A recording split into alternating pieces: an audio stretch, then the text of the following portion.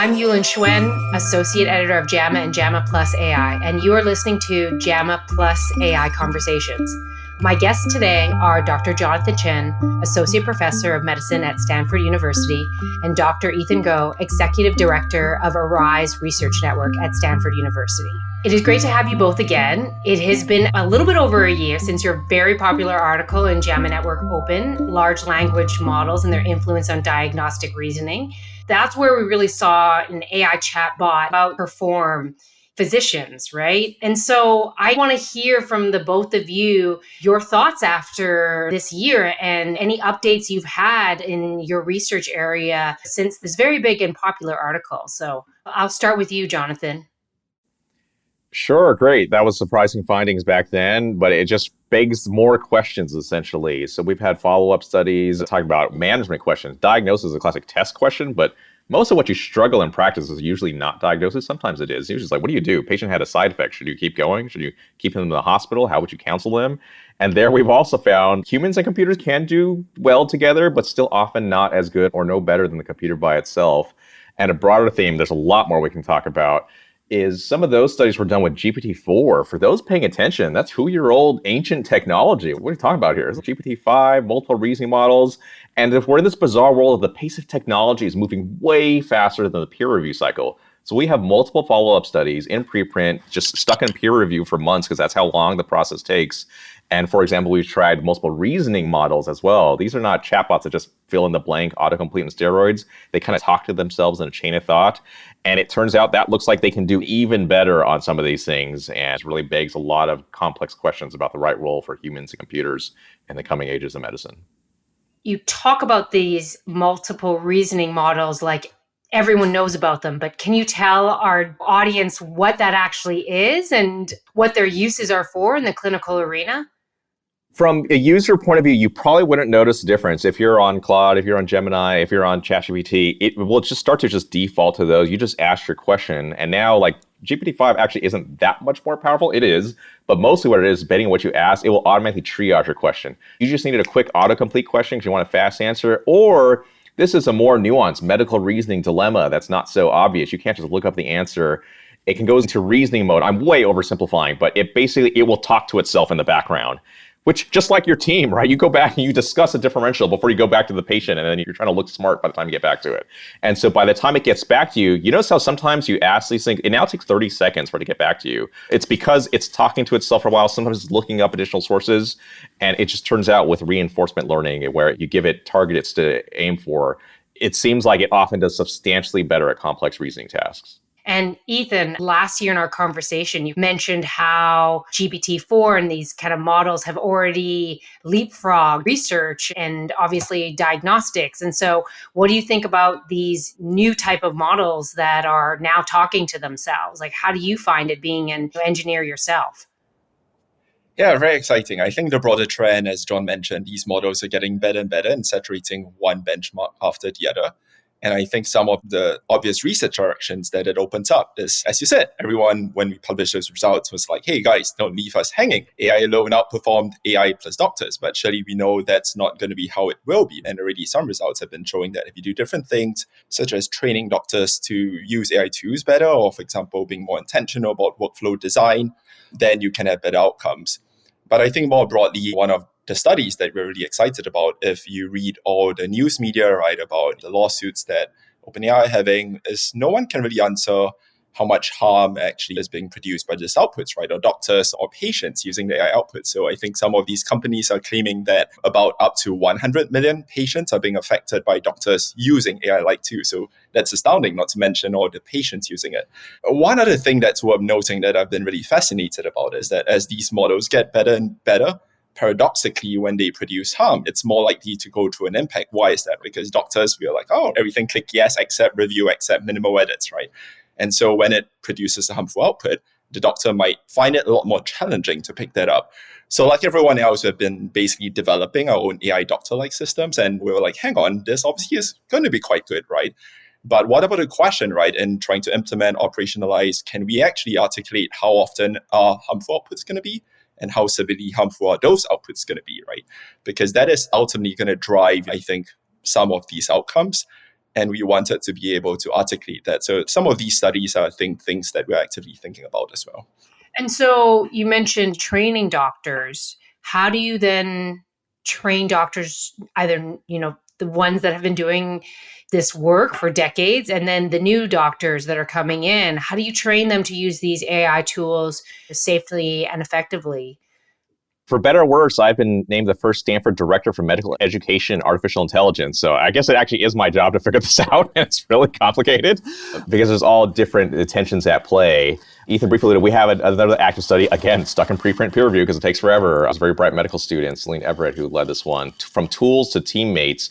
In our prior study where we had this really bizarre result with a computer seems like it's better than the doctor reasoning, that's crazy. What actually happened is a third of the doctors at the time had never touched a chatbot AI system in their life. Another third maybe used it once or twice. They clearly did not know what it was. They didn't even understand. They were treating it like Google. They're just like searching differential for eye pain. Did you know you can copy and paste like the entire story in there and ask follow-up questions? Maybe now that seems more normal. 3 years ago, that would have seemed bizarre, right? You would not have thought you could interact with a computer that way. So now in this updated version, we train the doctors. It teaches them in real time how they can use it, and then they do better. That combination is more effective. If that's the case, who should go first, the AI or the computer or the human in that case? Do you have the AI write your first draft for you and then you patch it up? Or do you write the first draft and have AI grammar check for you? It turns out both can be good and both demonstrate sycophancy and anchoring bias. Whoever goes second tends to just agree with the first. And so realize if you want an objective answer, don't tell AI what you're thinking. Otherwise, it's just going to agree with you because it wants you to like it. So I learned that one of the biggest reasons why the chatbots are so agreeable with you is because in the testing that they did, users would rather them say, the chatbots say, 2 + 2 is 5. You're amazing. Like, you're a genius and you invented a new equation. Like, you're so wonderful. And it's an issue because it feels great for someone to say you're correct. So it's this like reinforcement of wrong answers either way. So I understand why AI says yes because of the feedback that people like it. Why do we trust AI so much? I think there are two parts to it. One, we need to remember that these things are trained to be super engaging because the metrics from these companies are like, great, if people are using our product more, that helps our business, right? So that's the first part. Second part, I think it was a broader commentary. If things are generally correct, right? Like you go to a doctor, you expect his expert is always saying correct sounding things. And who else would you have to turn to, bearing in mind that most people don't have a doctor or so on in the family? So in that instance, ChatGPT might sound like it's giving to them the best advice. And when things are 95, 97, 99% correct, are they going to miss like the 1% of things that are wrong, right? So I feel it's a lot of that, but that's my take. I don't know if Jonathan has a added take to that as well. I would say the specific word is automation bias, right? When something is right 90+% of the time, it's a supervision fallacy. We're here to double check the AI's work, right? When it's right that often, you eventually just will stop paying attention. It doesn't pay off to double check that often when it's right so often. And this isn't AI specific. This is all sorts of processing technology. That is a real issue. You follow the same guideline protocol. I'll give a concrete anecdote. In our children's hospital, right, we take care of a lot of babies are born, our OB-GYN residents are taking good care of them. And then one day, like Epic went down, right? And people had to go back to like pen and paper to get in orders. And the new baby was born, yay. So go take care of the new baby orders. And the resident like, wait, what are new baby orders? I think there's some vaccines. I think it's like a vitamin K shot. Like they don't remember anymore because the computer always just took care of it. And that is like a sensible thing to do. But you can see what happens when we become dependent on technology for something. It enables us to do a lot, but technology availability can also cause issues when we're so used to trusting it. So then how do you stop that automation bias? What are the like checkpoints that you need? Again, as you were saying, we do it in everything. It's not just AI. How do you prevent that? So we have to be very intentional about that sort of whole workflow design, right? Like how is the prompt suggested to the doctor, to the patient? What are things that call out to them? We can use design to basically know whether things should be worth paying attention more, because if every human has limited sort of cognitive attention, there are only so limited things we can focus our attention on. And we have to be very intentional about that. So one example, right? If we know that citations are known to be hallucinated more often than not for this instance, right? Could we on the product call out, hey, doctor, please check at the citation, right? Because they're known to be wrong. There are just little things that we can do, and that's very much unexplored territory. So that's my view about how I think a lot of these could be somewhat mitigated. Sure. I actually think what we're doing right now, it's a little bit education or outreach. I may be overly optimistic about what it can do, but you could start with also disclaimers. With some of our colleagues like Roxana Dinescu had a recent say, like more and more of these AIs, they're not even bothered with the disclaimer. Hey, don't use this for medical advice. They just don't even bother saying that because they know nobody's paying attention anyway. So then you need some calibration and feedback. Hey, everybody, these are cool things, but realize sometimes it goes off. That's very powerful. You can use it. As long as you understand how they can go wrong and get that feedback once in a while that it's off, it can be okay. Balanced by, it's a sycophancy, right? These things are not designed to be right. They're designed to be engaging. They're designed for you to keep coming back. And as you said, if they give you a wrong answer, but that makes you happy, the incentives are all warped over here. And I would like people like those listening to this podcast right now, the healthcare ones have the right values to drive where they should go. Tech companies should not be driving how healthcare is driven. Mm-hmm. Yes. What are you teaching your students? What is the curriculum of the next year? Considering you just said that ChatGPT 4 is old news. We're going to get ChatGPT 10 in maybe 3 weeks. We don't even know. What do you do? What do you do in this environment? That really did happen. Our first paper, ChatGPT 3, and then it was in review, and then 3 weeks later, the editor said, sorry, GPT-4 came out, your study's obsolete, redo the whole thing. Oh my goodness. It's quite a dilemma. We have it online, it's publicly available. We had the first AI and MedEd symposium at Stanford back in June, and we're trying to make all our materials broadly available. And it is tough. We have this adoption curve. There are people probably listening here who are early adopters, right? You have probably already used some of these tools. Do you know what also Notebook LM is? Have you tried a conversation with a chatbot? Have you used open evidence? I bet a lot of people on this podcast have. If you haven't, you should try these things. And at the very basic, we're trying to get everybody on the level playing field. At least log in and use these. Otherwise, your peers are going to race way ahead of you, and that's very inequitable as well. But know what a confabulation, a hallucination is. Know that even open evidence is so powerful, and yet it will give you different answers if you ask the same question, and that's problematic and dangerous. And we have to calibrate ourselves that most people haven't bothered to figure out a lot of this stuff. I talked to a community of 200-300 physicians and gave grand rounds, and I talked about this thing was just hallucinate. It'll confabulate references, and some were shocked. They were shocked. That is 2-year-old news. That should not be news anymore, but you can realize a lot of the community don't even realize some of these basics, and they are going to hurt themselves, and they're going to hurt others because of these very subtle, very easily missed caveats when the thing is so seductive. It looks so compelling that we have to empower people to know the difference. I do like that word seductive. It very much is, especially, again, it speaks so eloquently, but it's very agreeable, right? So it seems as though it's authoritative, but it really is this kind of cycle of patting you on the back, but having it be a very authoritative figure that pats you on the back is very different. So I think that's really interesting. Ethan, I want to ask a follow-up question with you. I know that Jonathan had said that a third of medical students had not used any of these tools. Why do you think that is the case? Who are the people that are not using this at all, and why? So what's going on, especially generationally? I think that some of it is just medical students are busy. I think there's so much to do with the curriculum and what is another new tool for us to learn.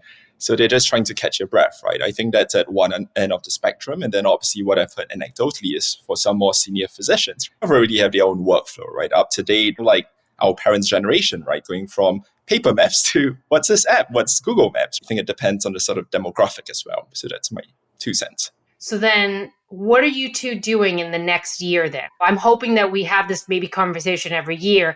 And now I want to know, what will you be doing in a year? What do you think is going to be the biggest thing next year when we have this conversation? If chatbots 3 years ago, it's what is this thing? It's barely usable now. Whoa, it's taking over the world. I think it's agents, agentic AIs. I think it's actually really not usable right now, but you can see where things are going in the next few years. We're building the prototypes. We published an article, Med Agent Bench. I don't want advice. I don't want you to talk to me. Chatbots say things. Agents do things. Go check the patient's potassium and just replace it as needed. I don't want you to send me a report. I want you to just do it. Just take care of it, basically. That is clearly a possible direction. The systems don't work well enough that you would rely on them for medical care yet, but we're showing it's become possible. We can evaluate it. We're now starting to build out the prototypes, and it's not a technology problem. It's a governance, safety, reliability problem. We have to figure these things out, and we're starting to assemble those pieces now. And Ethan can talk more about even nearer term work on benchmarking. So 2026, I think really exciting. For me, at least, there are 2 big parts, right? One is on the ARISE side, one is on the study side. So ARISE, as you're aware, is a research network, Harvard, Stanford Labs, John, Ed, and Rodman. What we've seen a lot is that education. A lot of people don't really understand about research implications. They want to understand how to use these latest tools, as John mentioned. So we're actually launching a new course at Stanford that is going to try to share some of these implications and concepts to help health system technology or adopt these technologies. And we are also looking to put a bit of a research roundup, right? I think a lot of times people don't too much read the research, so we're going to try to help translate a lot of that, whether it's a report, whether it's demo, so more of that to come in 2026. And then on the other study side, as John mentioned, David Wu is really amazing fellow working with a group, is leading a study really to help us quantify how harmful these sort of chatbots could be, because we believe that's really one of the most urgent questions right now. Again, because if you were the model company or the solution provider, everyone is just shouting, right? Look at how good we are. Look at how amazing we are at USMLE. Look at how much we are better than doctors. Someone needs to at some point hang on, right? When things go wrong, how badly can they go wrong? And we firmly believe that the whole field is under-indexed in that right now in the race to say how amazing some of these clearly powerful models are.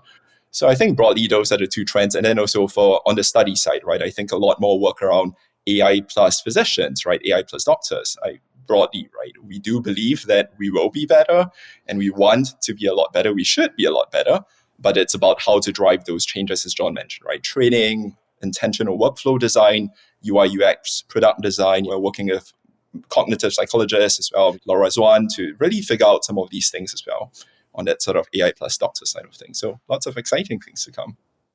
I'm really happy that you're doing this work, especially in the area of looking to see what harms there are, because there's always the publication bias, right? Everyone wants the shiny, this worked really well result. It doesn't showcase the dangerous side because it's scary, but it also maybe is not, again, sexy as it is to say this product that's new that works. And the tech companies are very big at promoting that. And so we need research that is showing the kind of underbelly. And so I'm really happy that you two are taking it on. Thank you again for this wonderful conversation, and we'll be in touch and hopefully we'll check in next year. This is great. Thank you. This episode was produced by Shelley Steffens at the JAMA Network. You can find a link to the manuscript in the episode's show notes. To follow this and other JAMA Network podcasts, please visit us online at jamanetworkaudio.com or search for JAMA Network wherever you get your podcasts. Thanks for listening.